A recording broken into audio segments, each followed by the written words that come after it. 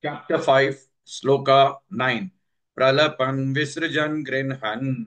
Pralapan Visrajan Grinhan. Pralapan Visrajan Grinhan. Unmishan Nimishannapi. Unmishan Nimishannapi. Unmishan Nimishannapi. Pralapan Visrajan Grinhan. Unmishan Nimishannapi. Pralapan Visrajan Grinhan.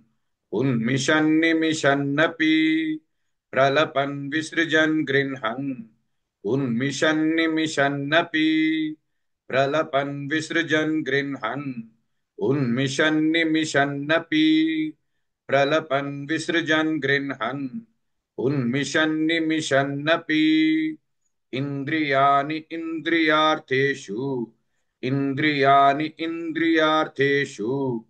Indriyani indriyartheshu vartanta iti dharayan. Vartanta iti dharayan. Vartanta iti dharayan. Indriyani indriyartheshu vartanta iti dharayan.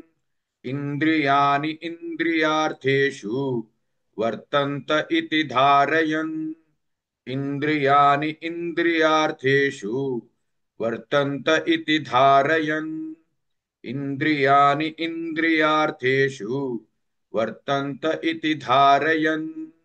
इन्द्रियाणि इन्द्रियार्थेषु वर्तन्त इति धारयन्. प्रलपन् विसृजन् गृह्णन् उन्मिषन् निमिषन्नपि इन्द्रियाणि इन्द्रियार्थेषु वर्तन्त इति धारयन्.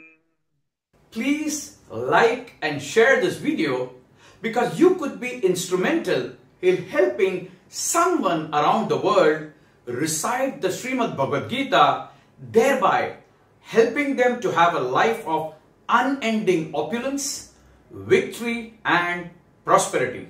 This is mentioned in chapter 18, sloka 78. Yes, don't forget to buy my book, Leadership Can Be Child's Play. Namaste.